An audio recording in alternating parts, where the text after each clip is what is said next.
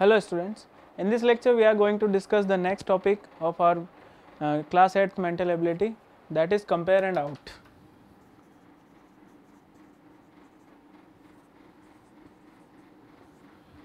Compare and out means इसमें हमारे दो अलग अलग डिफरेंट टाइप के टॉपिक्स आएंगे.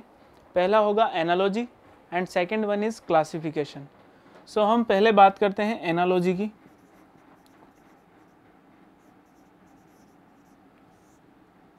तो देखिए एनालॉजी में क्या होता है कि हमें 4 वैल्यूज गिवन होती है, जैसे कि ए बी सी और डी. कोई भी 4 नंबर्स या कोई भी 4 ऑब्जेक्ट्स या कोई भी 4 वर्ड्स गिवन होते हैं. अब जो रिलेशन फर्स्ट 2 में होता है वही रिलेशन नेक्स्ट 2 में होना चाहिए. जैसा रिलेशन ए और बी के बीच में होगा वैसा ही रिलेशन सी और डी के बीच में भी होगा. That is called analogy. इन दोनों को सेपरेट करने के लिए हम बीच में सेमीकोलन, डबल सेमीकोलन का यूज करते हैं, और इन दोनों को सेपरेट करने के लिए मोस्टली सेमीकोलन, सिंगल सेमीकोलन का यूज किया जाता है. तो इस तरह से ए और बी में जो रिलेशन होगा वैसा ही रिलेशन सी और डी में भी होगा. सो हमें फाइंड करना है कि ए और बी के रिलेशन की तरह सी का रिलेशन किससे होगा, वो ऑप्शंस में गिवन होंगे, या कोई भी एक मिसिंग होगा जो हमें फाइंड करना है. ठीक है. अब एनालॉजी जो होती है वो 3 डिफरेंट टाइप्स की होती है. First one is word analogy.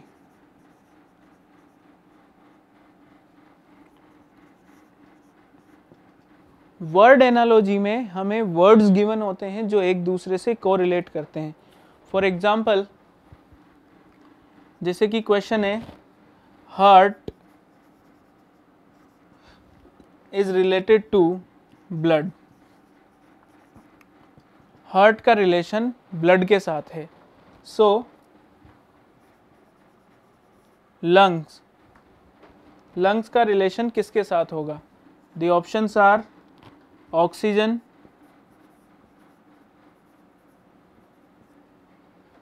Chest,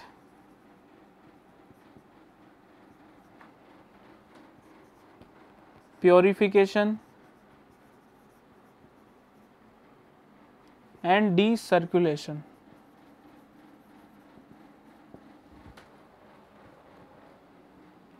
अब देखिए हार्ट जो होता है, हार्ट और ब्लड में रिलेशन किस तरह से होगा कि हार्ट जो होता है वो वर्क करता है ब्लड सर्कुलेशन का, यानी कि ब्लड हार्ट में पहुंचता है तभी हार्ट वर्क करता है. तो लंग्स जो हमारे होते हैं वो कब वर्क करेंगे? जब उनमें ऑक्सीजन पहुंचेगी. सो हमारा आंसर होगा ऑक्सीजन. जैसा रिलेशन हार्ट और ब्लड का है वैसा ही लंग्स का रिलेशन किससे होगा? ऑक्सीजन से होगा. ओके. सेकेंड क्वेश्चन हम देखते हैं. Disease, DIESE, disease is related to pathology. Disease का रिलेशन पैथोलॉजी से है. तो प्लैनेट का रिलेशन किससे होगा? जो रिलेशन डिजीज का पैथोलॉजी से है, पैथोलॉजी में डिजीज के बारे में डिस्कशन किया जाता है, उनके बारे में स्टडी की जाती है. तो प्लैनेट्स की स्टडी कहाँ की जाती है वो हमें बताना है. First one is sun, second one is satellite,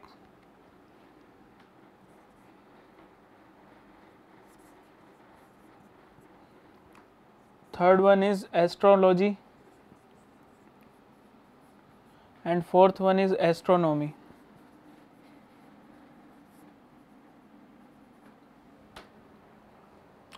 तो देखिए पैथोलॉजी में डिजीज का डिस्कशन किया जाता है, डिजीज की स्टडी की जाती है. सो प्लैनेट्स की स्टडी की जाती है एस्ट्रोनॉमी में. ओके. और एस्ट्रोलॉजी में जो हमारा ज्योतिष विज्ञान होता है उसके बारे में स्टडी की जाती है. तो इस तरह से है. तो फर्स्ट 2 में जैसा रिलेशन था वैसा ही हमने नेक्स्ट 2 में रिलेशन फाइंड किया.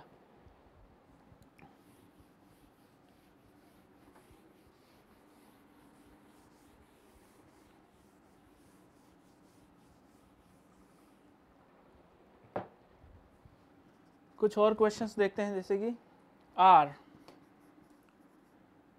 is related to second, then how is tertiary related to? Tertiary का रिलेशन किसके साथ होगा ये हमें देखना है। ऑप्शंस हैं ordinary, secondary, primary and intermediary.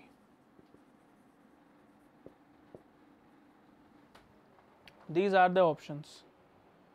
तो इन चारों ऑप्शंस में से जो आंसर होगा, भाई आर का रिलेशन सेकंड के साथ किस तरह से है?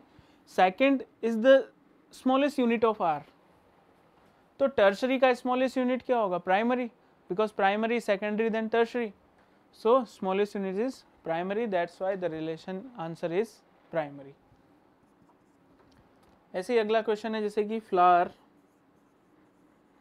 Is related to bouquet,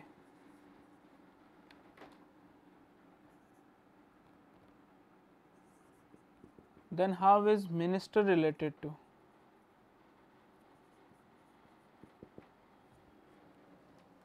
The options are water, cabinet,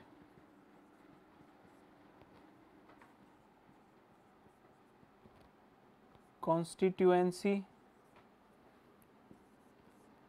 and department।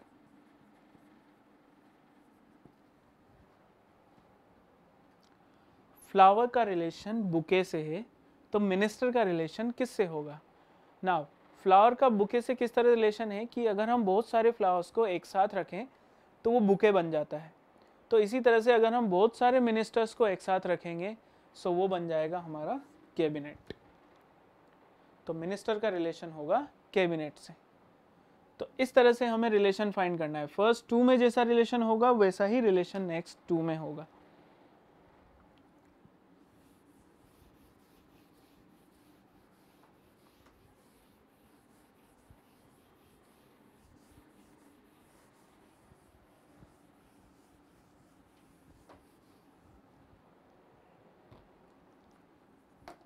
अगला क्वेश्चन है जैसे मिरर।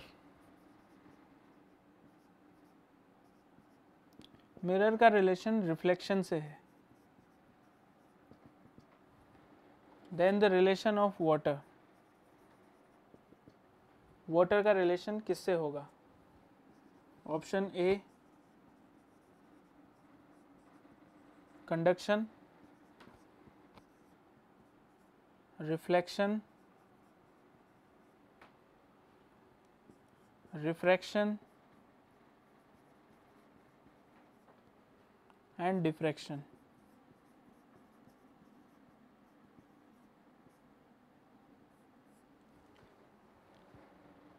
तो देखिए मिरर में कंप्लीटली रिफ्लेक्शन होता है। वी नो दैट कि मिरर में अगर हम कोई भी लाइट फेस करवाएंगे या कोई भी लाइट इंसिडेंट होगी तो वो कंप्लीटली रिफ्लेक्ट होगी, लेकिन वाटर में कंप्लीटली रिफ्लेक्ट नहीं होती है, इसलिए वाटर का रिलेशन जो होगा वो होगा refraction. In physical terms mirror से रिफ्लेक्शन होता है और वाटर से रिफ्रैक्शन होता है। सो वाटर का रिलेशन रिफ्रैक्शन से होगा। अगला क्वेश्चन है जैसे कि cobbler is related to leather, then what is the relation of carpenter?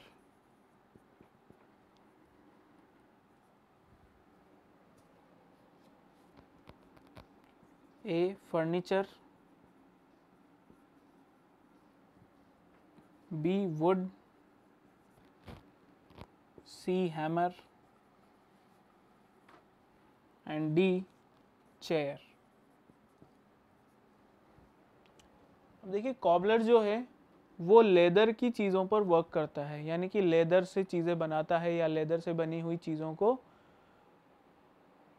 किसी भी तरह से दूसरे शेप में कन्वर्ट करता है या कुछ भी करता है, बट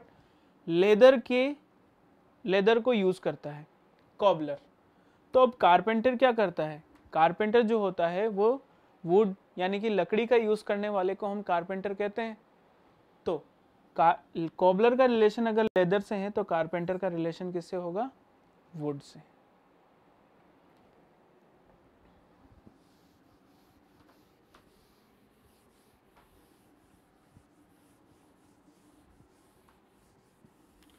तो इसे हम कहते हैं वर्ड एनालॉजी, जहां पर वर्ड्स को आपस में रिलेट किया जाता है। एक सेकेंड टाइप ऑफ एनालॉजी होता है, that is called alphabet analogy.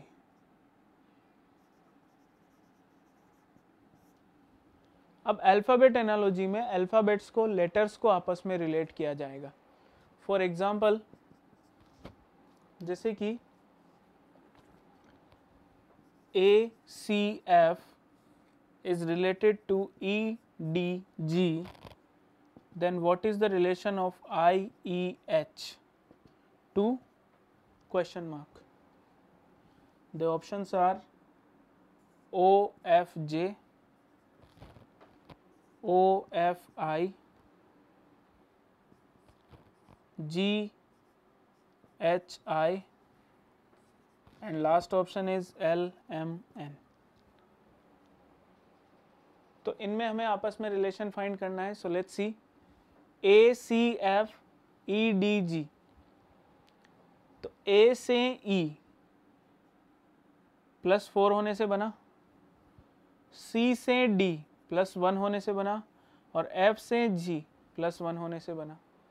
तो हम भी यहाँ पर ऐसा ही कोई रिलेशन फाइंड कर लेते हैं।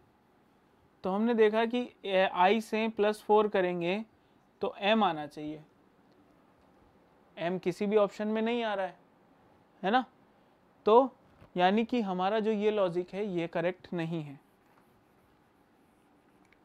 तो दूसरा लॉजिक देखें,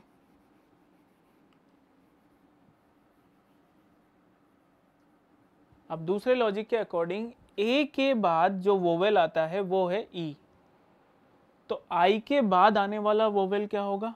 O। C के बाद D आता है तो E के बाद क्या आएगा? F। F के बाद G आता है तो H के बाद आएगा I। तो हमारा आंसर हो गया OFI, option B. Second question, FGLM question mark जैसा रिलेशन इन दोनों में है, इन दोनों में ऐसा रिलेशन होगा, तो वो दोनों हमें फाइंड करने हैं। द ऑप्शंस आर NOTU,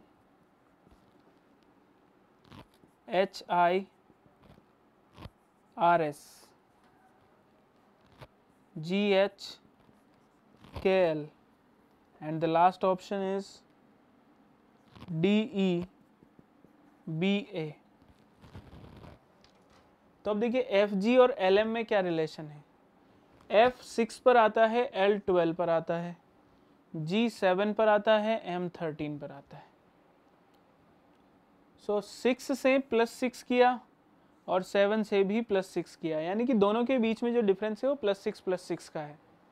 तो यहाँ भी हमें ऐसा ही रिलेशन फाइंड करना है। तो देखिए n आता है 14 पर, +6 करेंगे तो 20 आ रहा है, T 20 पर आता है। M आता है, O आता है 15 पर, +6 करेंगे तो ये 21 आ गया। तो ये बन रहा है। क्या कोई और ऑप्शन है ऐसा? H 8 पर आता है, R 18 पर, यहाँ तो +10 हो गया, ये तो पॉसिबल ही नहीं है। G 7 पर आता है, K 11 पर, यहाँ +4 हो रहा है, ये तो पॉसिबल ही नहीं है। और लास्ट ऑप्शन में तो माइनस हो रहा है, तो वो भी पॉसिबल नहीं है। तो हमारा आंसर होगा option. So the next question is AEZ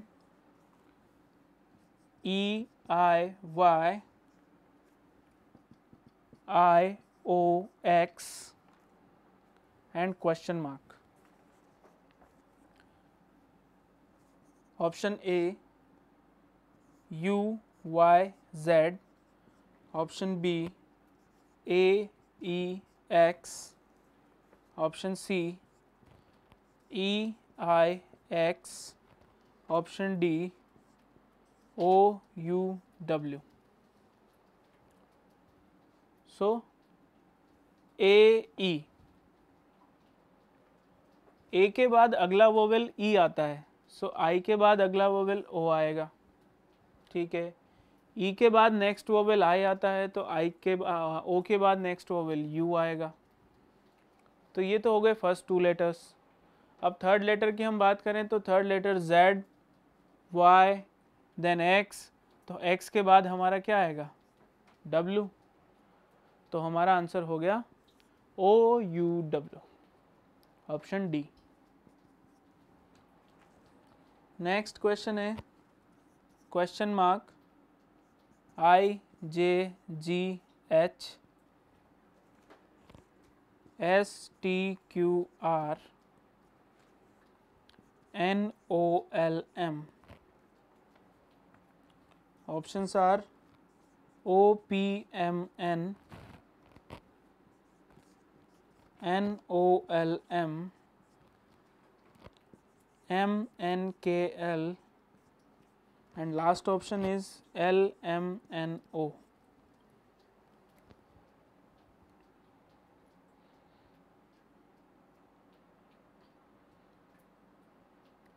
तो देखिए अब इसमें हमें कोई सीक्वेंस फाइंड करना है। पहले हम इन दोनों में देख लें, क्योंकि जैसा रिलेशन इन दोनों में होगा वही रिलेशन इन दोनों में होगा। तो हमने यहाँ देखा कि ये जो पेयर है L M N O, इस तरह से हमने काउंट किया कि थर्ड लेटर से स्टार्ट किया तो L M N O, यहाँ भी थर्ड लेटर से स्टार्ट किया Q R S T, sequential letters हैं G H I J, तो इसी तरह के सीक्वेंशियल लेटर होना चाहिए M N O P, ठीक है, L M N O, ठीक है, K L M N, ठीक है, L M N O, ये तो हो ही नहीं सकता, यानी कि ऑप्शन डी तो रॉन्ग हो गया। अब हमें यहाँ पर रिलेशन देखना है कि किस तरह से कौन सा रिलेशन आएगा। सो L M N O बाद वाला pair L M N O, O के बाद P स्किप किया, Q से स्टार्ट हुआ Q R S T, तो G H I J, J के बाद K स्किप करेंगे तो L M N O ये आना चाहिए, तो L M N O यानी कि ऑप्शन बी जो है वो हमारा आंसर होगा। एक और क्वेश्चन है K L Q M C F M K N R P T question mark. Option A F L L R H I J H F L T M and R L T M. These are the options. तो solve करते हैं इसे। K L Q M से हमें C F M K मिला है, तो N R P T से क्या मिलेगा।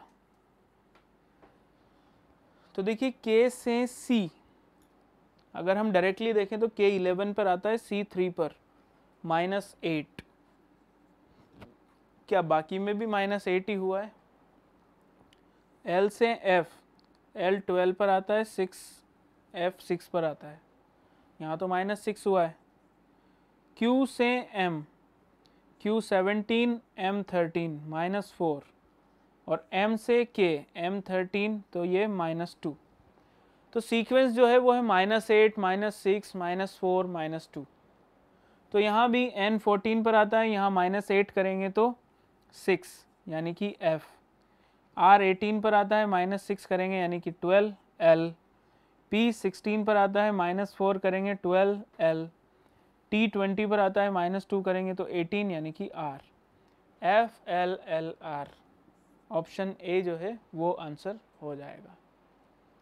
तो इस तरह के क्वेश्चंस को हम अल्फ़ाबेट एनालॉजी में सॉल्व करते हैं। एक तीसरी एनालॉजी और होती है जिसे हम कहते हैं नंबर एनालॉजी। वर्ड्स भी हो गए, अल्फ़ाबेट्स भी हो गए, अब आती है नंबर एनालॉजी।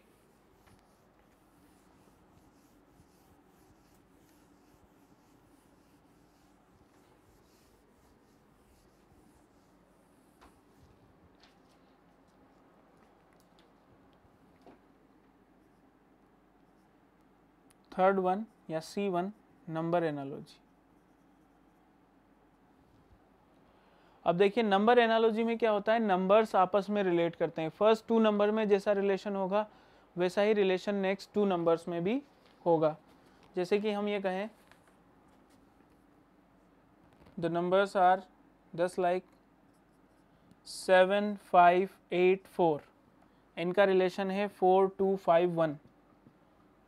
तो 4, 6, 7, 3 का रिलेशन किसके साथ होगा? The options are 1, 3, 6, 7, 1, 3, 4, 0, 1, 5, 3, 0 and none of these. So let's check.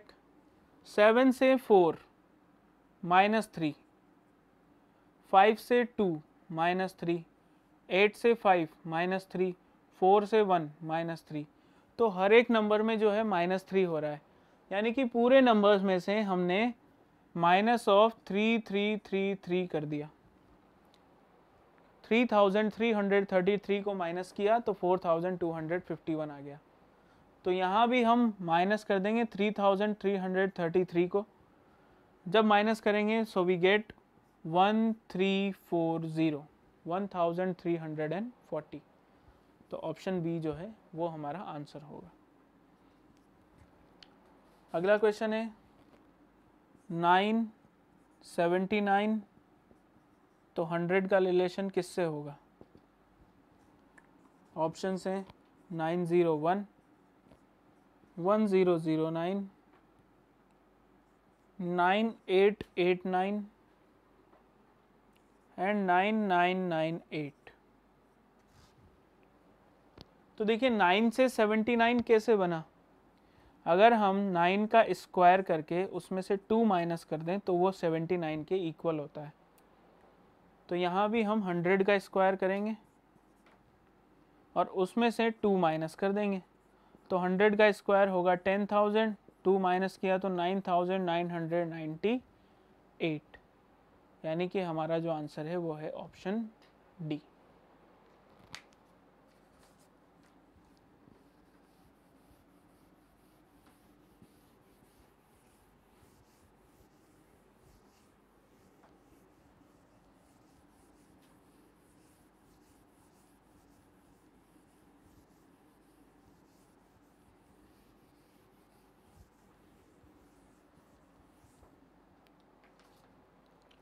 कुछ और क्वेश्चन है जैसे कि 425 का रिलेशन 2 से है, तो 613 का रिलेशन किस नंबर से होगा? Option A 1, B 2, C 3 and D 4। तो इतने बड़े नंबर से हमें स्मॉलेस्ट 2 नंबर बनाना है। तो देखिए 425, अगर मैं 4 + 2 + 5 इसे सॉल्व करता हूँ तो हमें वैल्यू मिलती है 11। और अगर 11 के डिजिट्स को वापस ऐड कर दिया जाए तो 1 + 1 = हो जाता है 2, जो यहाँ पर लिखा हुआ है। तो हमने वापस नंबर्स को ऐड किया, 6 + 1 + 3 दैट इज इक्वल्स टू 10 और 1 + 0 = हो जाता है 1 के। तो हमारा आंसर हो गया 1। Next 12 is related to 144। तो आगे दोनों का रिलेशन क्या होगा वो हमें बताना है। Option A 22, 464, option B 20, 400, option C 15, 135 and option D 10, 140।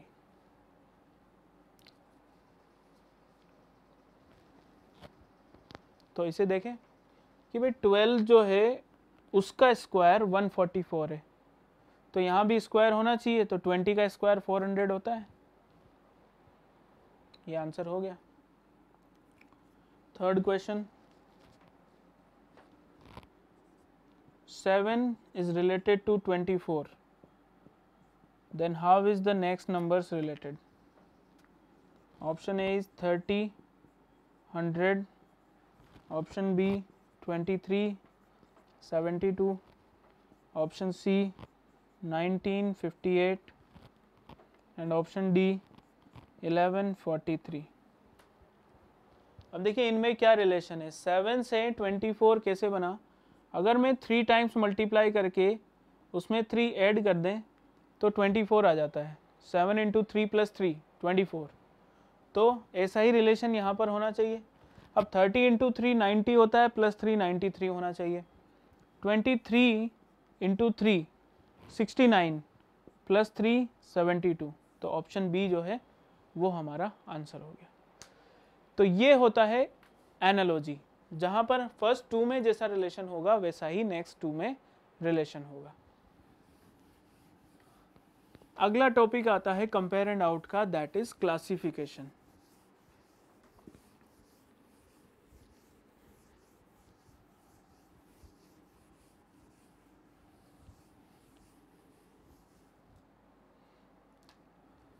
Classification, classification को हम एक और नाम से जानते हैं, that is called odd one out. इसमें होता क्या है कि क्लासिफिकेशन में 4 ऑप्शंस हमको गिवन होते हैं, उन चारों में कोई वर्ड, कोई नंबर या कोई अल्फ़ाबेट लिखे होते हैं। हमें ये देखना होता है कि कोई 3 ऑप्शन किसी पर्टिकुलर वे में सिमिलर होते हैं, किसी भी पर्टिकुलर वे में सिमिलर हो सकते हैं, और एक ऑप्शन जो ऐसा होगा वो ऑड होगा, वो उन तीनों से डिफरेंट होगा। तो जो ऑप्शन डिफरेंट होगा वही हमारा आंसर होगा। तो क्लासिफिकेशन में भी हमारे पास वही तीनों कैटेगरीज होती हैं, first one word analogy, second one alphabet analogy and third one number analogy. तो पहले हम बात करते हैं वर्ड क्लासिफिकेशन।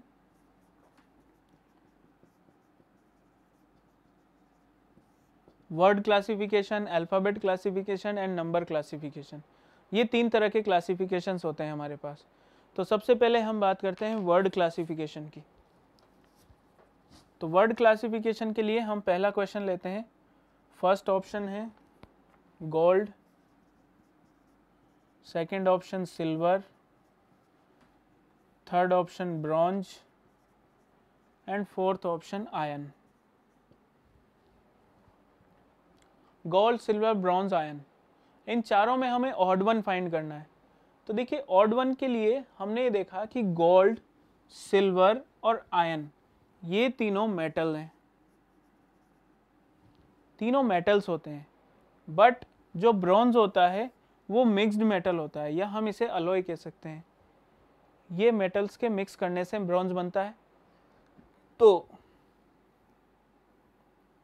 सी ऑप्शन हमारा ऑड वन ऑप्शन होगा, क्योंकि ये हमें डायरेक्टली नहीं मिलता है। आयरन, गोल्ड और सिल्वर जो है वो हमें डायरेक्टली मिल जाते हैं फ्रॉम द नेचर। ऐसे ही सेकंड क्वेश्चन है, camel, got, cow and dog.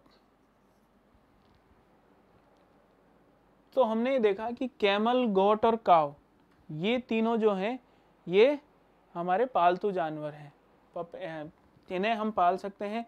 इनका मिल्क निकलता है जो पर्सन्स मतलब ह्यूमन बीइंग यूज़ करते हैं, कैमल, गोट और काउ का जो मिल्क होता है। लेकिन डॉग ऐसा नहीं है, कुछ ही डॉग पालतू होते हैं, सारे डॉग पालतू नहीं होते हैं, इसलिए dog is odd one.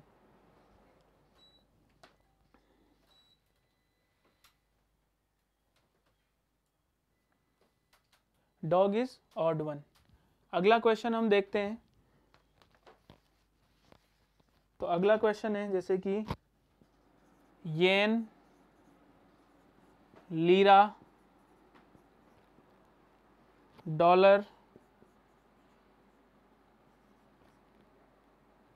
Ounce. Yen, lira, dollar, ounce, ये हमारे क्वेश्चन है, ये चारों ऑप्शंस हैं। अब इनमें हमें ऑड वन निकालना है। तो देखिए येन जो है it is a currency, lira is also currency and dollar is also a currency, but ounce is not a currency. Ounce is a unit of weight. Ounce जो है वो पर्टिकुलरली एक यूनिट है मेजरमेंट का, जबकि येन, lira और dollar जो हैं वो करेंसी है। So ounce is the odd one. अगला हम देखें टीथ, टंग,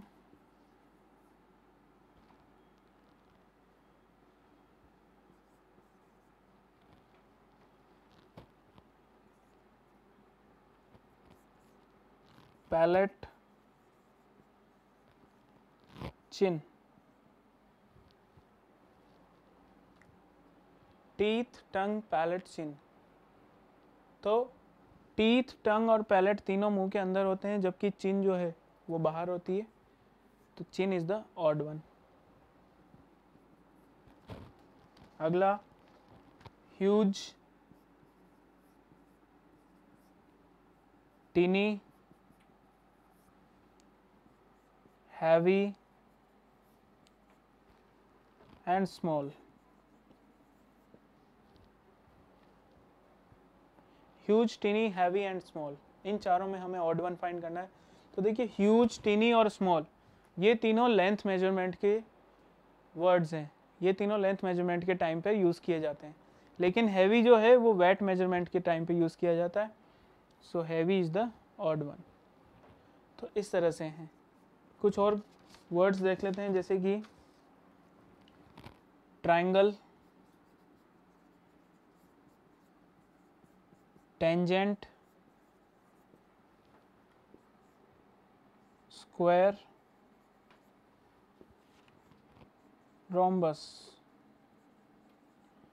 तो ये तो थोड़ा मैथमेटिकल वर्ड्स हो गए। ट्रायंगल, स्क्वायर, रोम्बस ये तीनों जो हैं वो क्लोज्ड फिगर्स होते हैं हमारे, जबकि टेंजेंट जो है, टेंजेंट एक सर्कल को टच करती हुई जो लाइन निकलती है उसे हम टेंजेंट कहते हैं। तो tangent is a only line, जबकि ट्रायंगल, स्क्वायर और जो रोम्बस होते हैं वो हमारे क्लोज्ड फिगर होते हैं। तो इसलिए टेंजेंट इज ऑड वन। अब वर्ड क्लासिफिकेशन के बाद अगला क्लासिफिकेशन आता है अल्फाबेट्स का।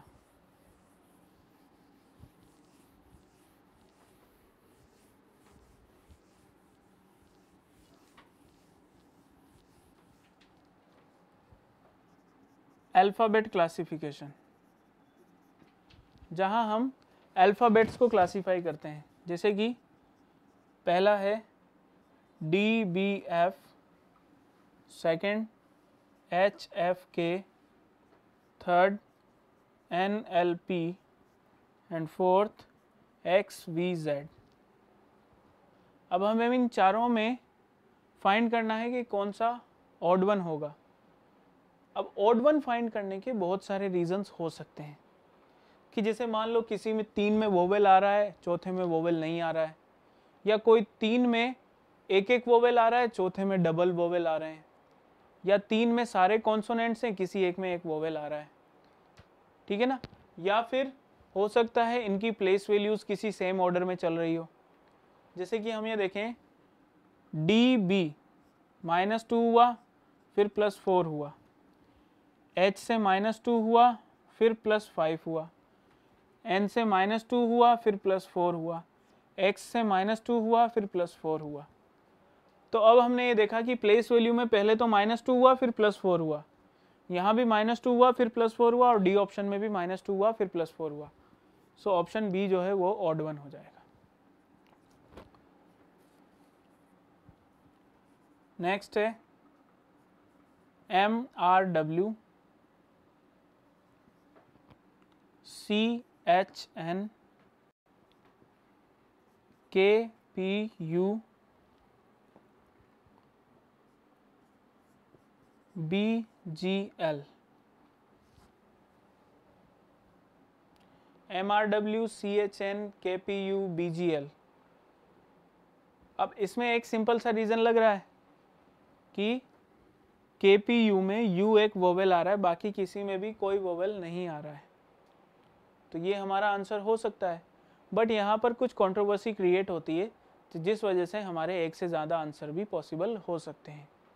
कि मान लो यहाँ पर कोई एक ऐसा ऑप्शन आ जाए या कोई एक और ऐसी कंडीशन आ जाए जो कोई 3 में करेक्ट फिट हो रही हो और चौथे में करेक्ट फिट नहीं हो रही हो, तो वो भी आंसर हो सकता है कि भाई एक लॉजिक से तो हमारा आंसर हो गया सी। अब अगर हम कोई दूसरा लॉजिक अप्लाई करके देखें, जैसे कि एम आर डब्ल्यू, एम 13 पर आता है, आर +5, डब्ल्यू +5, तो प्लेस वैल्यू में +5 करना है। सी 3 पर आता है, +5 किया, 8 + 5 13 होता है, यानी कि इसमें तो +4 ही हो रहा है, +6 हो रहा है। के 11 पर आता है, +5 अगेन +5, बी +5 अगेन +5। तो देखिए अब दूसरा लॉजिक लग गया कि भाई एक तो लग रहा था वोवेल की वजह से सी ऑप्शन, यहाँ हमने देखा कि जो डिफरेंस है वो अलग अलग है, यहाँ डिफरेंस अलग है, बाकी 3 में सेम है, तो ऑप्शन बी जो हमारा आंसर होगा। तो ऐसी कंडीशन में जो ज़्यादा प्रॉपर लॉजिक है ना, उस लॉजिक से हमें आंसर फाइंड करना होता है, तब हमारा करेक्ट आंसर निकलता है। अब जैसे कि A C E M O Q R T V U W Y, ये हमारे ऑप्शन है। तो अब यहाँ हमने देखा कि बाकी तीन ऑप्शंस में हमारे पास वोवेल्स हैं, लेकिन जो सी ऑप्शन है उसमें एक भी वोवेल नहीं है। That's why option C is the odd one. एक और क्वेश्चन देखते हैं।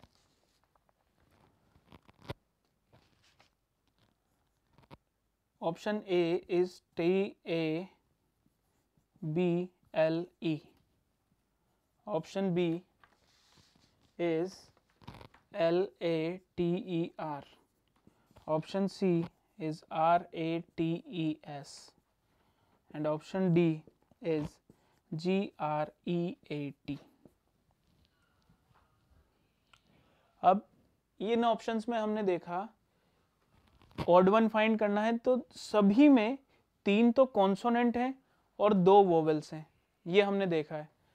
तो इस कंडीशन में ए के बाद ई आ रहा है, इस वाले वर्ड में भी ए के बाद ई आ रहा है, इस वाले वर्ड में भी ए के बाद ई आ रहा है, लेकिन जो फोर्थ ऑप्शन है उसमें जो वोवेल्स हैं वो ई के बाद ए आ रहा है, यानी कि ऑप्शन डी जो है वो हमारा ऑड वन हो जाएगा।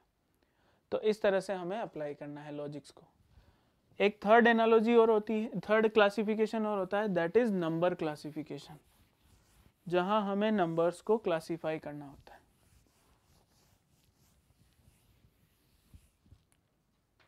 सो option C part is number classification. Number classification में नंबर्स होते हैं जिन्हें हमें आपस में क्लासिफाई करना होता है, जैसे कि ए ऑप्शन में आ गया 6253, 1881, 7043 एंड ऑप्शन डी इज 8210। अब देखिए नंबर्स को क्लासिफाई करने के भी बहुत सारे तरीके होते हैं। अब यहाँ पर कितने लॉजिक लग सकते हैं, इवन और ऑड का लॉजिक लग सकता है। यहाँ पर अगर कोई 2 इवन और 2 ऑड हैं तो इवन ऑड से हम नहीं निकाल पाएंगे, तब फिर हम देखते हैं कि क्या नंबर्स में कोई डिफरेंस आ रहा है। कुछ नंबर जैसे कोई प्राइम है और एक 3 प्राइम है और एक प्राइम नहीं है, या फिर डिजिट्स का सम कोई 3 का सेम आ रहा है और चौथे का अलग आ रहा है, तो इस तरह के लॉजिक्स लगते हैं। अब देखिए यहाँ पर हमने जो लॉजिक लगाया सिंपल है कि फर्स्ट 3 नंबर्स ए बी और सी के नंबर जो हैं ऑड हैं और डी ऑप्शन में नंबर इवन है, तो इसलिए हमारा आंसर जो होगा वो डी होगा। और भी क्वेश्चंस हैं, जैसे कि यहाँ हम लिख दें 16, option B 25, option C 64 and option D is 100। अब देखिए 16, 25, 64, 100 सारे परफेक्ट स्क्वायर हैं। 16 4 का स्क्वायर, 5 का स्क्वायर, 8 का स्क्वायर, 10 का स्क्वायर। तो देखिए अब यहाँ भी कंट्रोवर्सी क्रिएट हो सकती है, एक से ज़्यादा लॉजिक अप्लाई हो सकते हैं, तो एक से ज़्यादा आंसर भी पॉसिबल हो सकते हैं। तो हमें प्रॉपर लॉजिक लगाना है। अब हमने ये देखा कि ये चारों स्क्वायर तो है ही, लेकिन 64 जो है वो 4 का क्यूब भी है। तो एक नंबर ऐसा है जो स्क्वायर होने के साथ साथ क्यूब भी है। So that's why option C जो है वो हमारा आंसर होगा। अगला क्वेश्चन हम देखते हैं, जैसे कि 1, 729, 144 एंड 64। 1 स्क्वायर, अच्छा 1 का क्यूब भी 1 ही होता है। 729 जो होता है वो 27 का स्क्वायर है और 9 का क्यूब भी है। 144 12 का स्क्वायर है, लेकिन क्यूब किसी का नहीं है। 64 8 का स्क्वायर है और 4 का क्यूब है। तो 3 ऑप्शन ऐसे हैं जो स्क्वायर होने के साथ साथ क्यूब भी हैं, लेकिन 144 is the only number which is square. तो ऐसे क्वेश्चंस में हम इसी तरह से इवन, ऑड, स्क्वायर, क्यूब इस तरह के लॉजिक्स लगाकर, या डिजिट्स का सम, इस तरह के लॉजिक्स लगाकर हम ऑड वन फाइंड करते हैं। तो ये है हमारा कंपेयर एंड आउट चैप्टर, जिसमें हमने दो टॉपिक्स के बारे में डिस्कस किया, analogy and classification. So we are done with this lecture. Thank you.